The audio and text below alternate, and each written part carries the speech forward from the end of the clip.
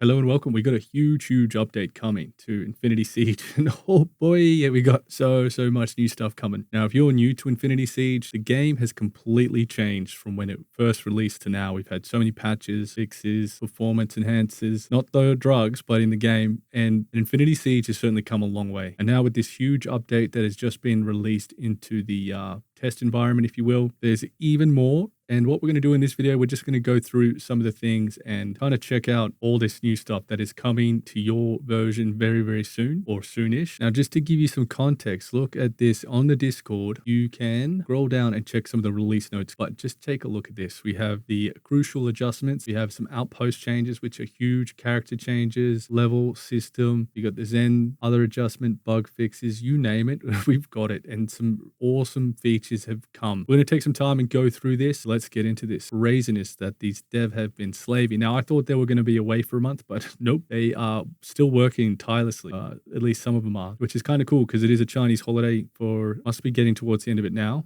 But very nice to see that we have these cool changes. So we're going to kind of go through a lot of it, not all of it, because there is so much. But one of the first things we're going to do is we're going to go through and get the new schematics or the new blueprints. Now, having a look at here, we have some new buildings. We've got the rocket array, which is unlocked by clearing city ruins. So I should already have that unlocked. Craziest new one that I'm so excited for is this Electromagnetic cruiser cannon. Big 406 mil is getting a new version. Now, it is electromagnetic.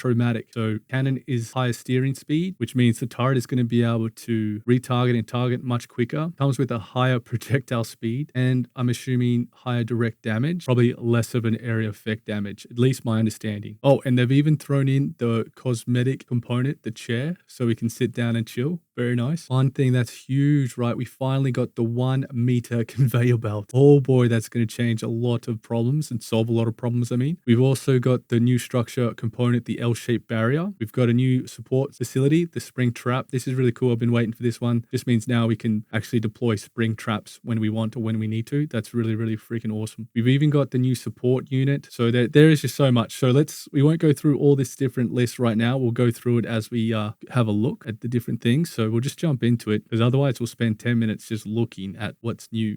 So we want to go to the tech research and see what we have here. Turret overload. So the turret overload, we will quickly touch base on that because that is kind of a big thing as well. So many of these changes are going to completely change the whole experience of this game. It's going to be really interesting now to go through and start a whole new game from scratch. Just see how fast you can do it. And we may do a video like that shortly. But to give you an indication, so the turret overload mode. In the command mode, you can now select certain turrets to go overload to greatly increase its combat capability for a short period of time. There are 2 levels. We have level 1, which is just going to affect some of your very small light turrets, boosting their damage. Now, I'm not sure if that consumes more ammo at point. Now, I'm assuming these are all by default have already been applied because I've already completed these things, but we'll have to go and check. The second one is the turret overload 2, which impacts your Sea-Wiz, your twin barrel, your Viper chain gun, your smart mortar. This will also increase your damage. Now, here is what it's going to be doing basically. So there's a little bit of a breakdown here of what, when you click this, which I think will cost either power, material, or both, it will increase the damage for a short period of time. And it says here, no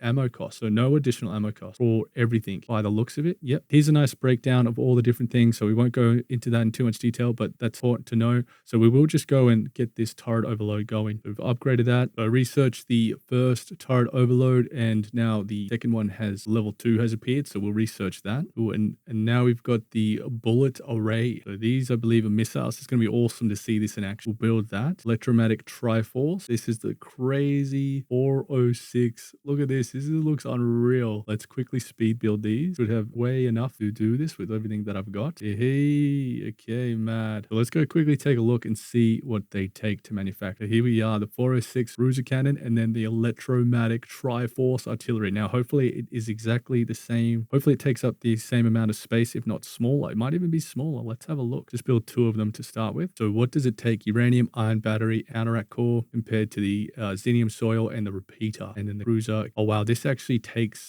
requires the 406 cruiser cannon itself. Okay, so that's kind of crazy. This is so good to see because you always find so many of these cruiser cannon barrels. It's really nice now that we can actually craft something that will consume some of this extra stuff that you end up having. Now we have the bullet array. So the bullet array is going to use the mine launchers. Okay, awesome. Because I barely use mine launchers. Not many people do. They're kind of, I don't know, a bit useless because they don't auto fire. I don't think they're particularly potent either. So let's build some more mine layers though. I can't build any mine launchers right now just because I need some more mines. However, we can still build these bullet arrays. So we'll build those. And here's the chair. How epic is that? Oh, that's mad. Did a few of those, build some chairs. Now check this out. We've got the conveyor belt, the 1 meter. Damn, this is going to be huge. I'm going to build a ton of these because this is going to remove any need to do that glitch where you can build wherever you want. We've got the barrier, the short right angled wall. So this is also new. So we'll grab some of these. Okay, so those are some of the new buildings. So let's go check them out on a base. Now, what will be interesting is when we load into building, if it's going to error out on some of those previous exploits that we could use to build. Let's have a look at that. Now, there's been a ton of work on the performance in this building mode. Hopefully, we can kind of test that right now, actually. Let's just go save and exit. Now, they did some work on this before, but let's see if it's any better when we show off our base, because it's all about that bling and showing off the base. It's a bit better. Definitely, I mean, this is probably because of the DLS or whatever you call it, the frame generator, potentially. Definitely smoother. It's lagging a lot less. So it seems like the performance has increased a bit better in this mode. So that's nice. Okie dokie. So we will go into edit, see what kind of errors we have. Okay, so they haven't fixed that really neat bug where you can build wherever you want. But we just better have a look at what's going on here. We've got a couple lacking support. So let's hope that is nothing too critical. Okay, so just put the X-ray mode in and it's something to do with over here. The up and arrow keys no longer work. Oh, okay. So they've changed the way you use. Oh, look at this, guys. So now you press shift and then you use the mouse wheel to go up and down. That's so much better. Nice work. Okay, that's great. So let's see where we are not getting any going on here. Okay, for some reason we're getting some very odd lacking support errors. Oh, that's not good. And it errored on one of the tiles out here. Yeah, okay, so there is going to be some mucking around here. I'm not sure why some of these things are lacking support. Yeah, I've just removed everything that was lacking support. I don't know exactly what that will do in the end, but this is in the test environment, so we won't worry too much about it. But let us attach the new 406. Oh, and look how much better this menu is now. Oh, man. Oh, and now we have subcategories as well. Didn't even notice that. Holy cow. This is so much better. This is like a different game now. Now, the cruiser cannon. Let's have a look. Hopefully, we can still place this bad boy. Okay, bit of lag here. My base is kind of off its head.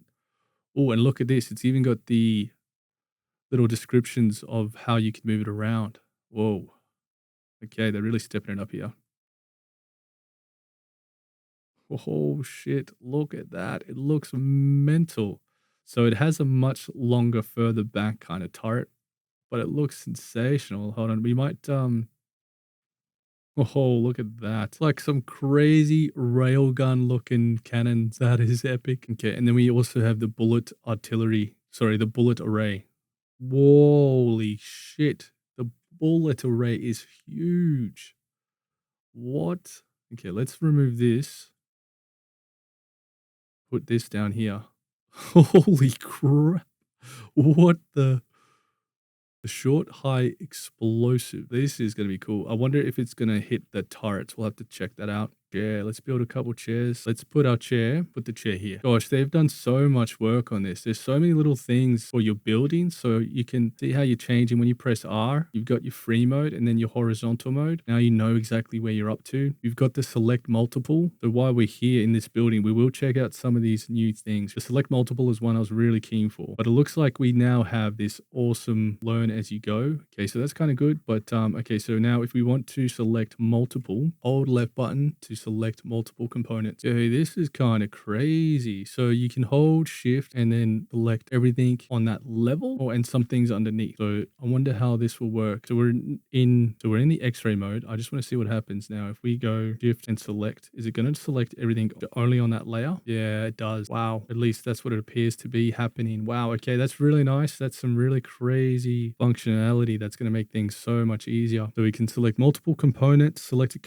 components can be detached, removed, rotated all together. So let's see how that works exactly. Okay, holding shift, I click these two.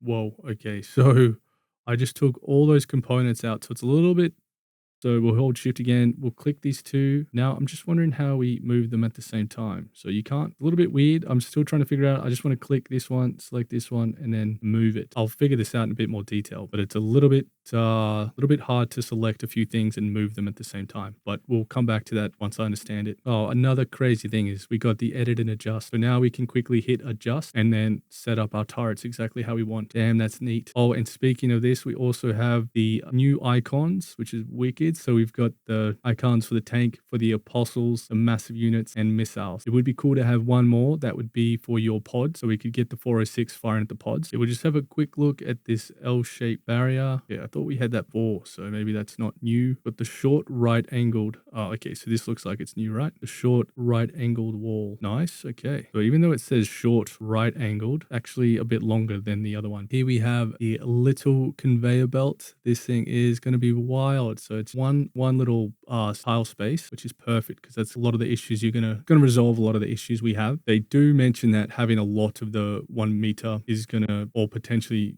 degrade some of your performance. So be mindful of that. But let's jump into infinite mode and see how this all sort of stacks up together. So jumping into the darkest before dawn. Now there are quite a few changes here as well. So in the infinite siege and the recovery day, you will not find a front line from the start of the battle. Now you will find a core base on the site of the front line, and you will build a front line yourself.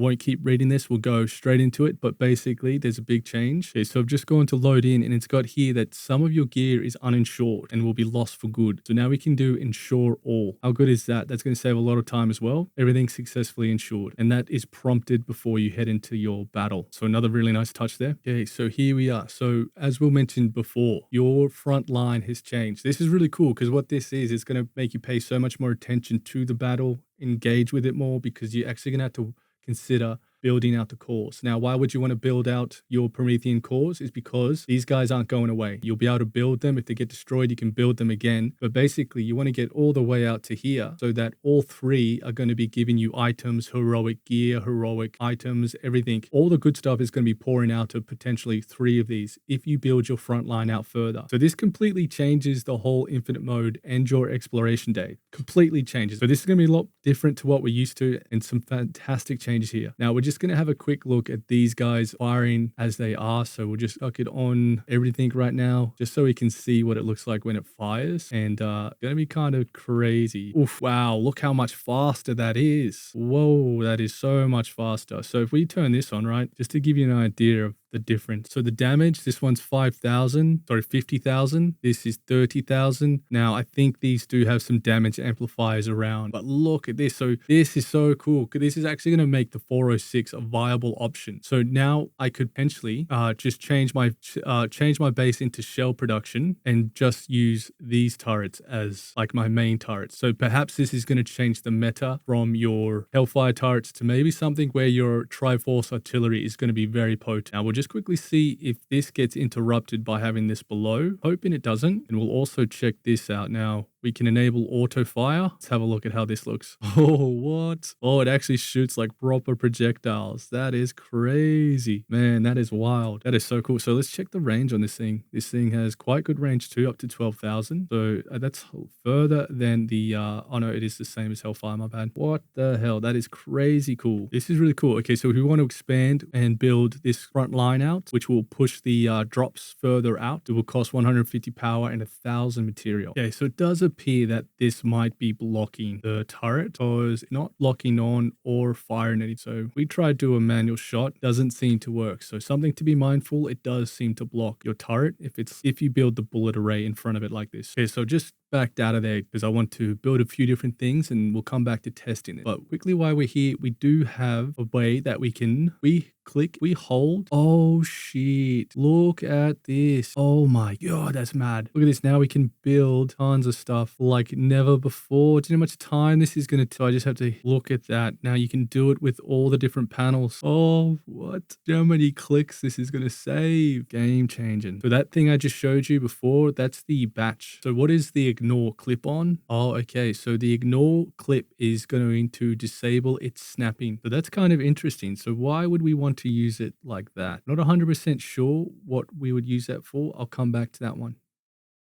Okay, so now if we want to manufacture things, we've got this craft button right here. There is a hotkey for it. I believe it's mentioned in the notes. Now let's build more of these Electromagnetic Triforce artillery because they're mad. Okay, so what I didn't realize is we can load shells. So we can load shells into these bullet. Okay, so we're back into the infinite mode and we're just going to go back to these bullet array. And here we are. We can load the shells with 300 material. So we don't need auto loaders, which is very, very helpful because I was trying to connect it to an autoloader. I had no luck. So we can just purchase the shells. There's also fire cover, which we'll just see what that is. If we hit C and then do that, it looks like it's just going to set a barrage of these, which is really, really cool. So you can just get it constantly firing, but then we need to replenish all its bullets by loading the shell. It does look like the bullet array does more damage, more base damage than the Hellfire, 2,000, 20,000 compared to the Hellfire of 15,000. But again, quite an expensive upkeep here. So let's turn on all the Electromagnetic bad boys. We'll just flick them on and we'll get a good idea of how quick and how effective they work. Now they absolutely annihilate these pods. Great to see. I'm really happy with that change. But look at the damage and the huge amount of area of effect it has. It just like destroys the pods, which is cool. Doesn't one-shot it looks like. Okay, that one's not taking much damage at all. Yeah, there does unfortunately seem to be a problem. I don't know if these new 406s will work in this configuration because they don't seem to be able to turn, whereas the other ones would be able to turn into this and clip a bit. That's a little bit unfortunate, bit more realistic though. Can't seem to get them to fire at all. So bit of an unfortunate circumstance. Maybe that will change, maybe it won't, but it just means you really can't have anything sort of next to them on either side if you want them to be able to rotate. There are so many more changes. So we won't be able to get into all of them and we'll probably wrap this up. But just before we go, we can check some of these boosting qualities of these towers. So you can see here, we can actually select all of these and then boost them for some power. So if we boost them, you'll see here that the damage does change. And between the level 1 and level 2, so level 1 costs 15 power per turret. The overload for the level 2 is 45. And it looks like it's going to last for about 60 seconds. So a good amount of time to get a nice boost. This is really going to help when you're in a tight pinch and particularly in infinite mode. But what we'll do is we'll come back and get into this in much more detail soon. I just wanted to first look at some of the changes and I'm loving it. There's so many good benefits now. This is a completely different game, much more accessible, easier to loot, find things. It's just going to be just a whole other experience. Really appreciate what the devs have been doing. But anyway, that's enough from me. I'll be back soon with another video. Thank you very much. Catch you next time. Peace.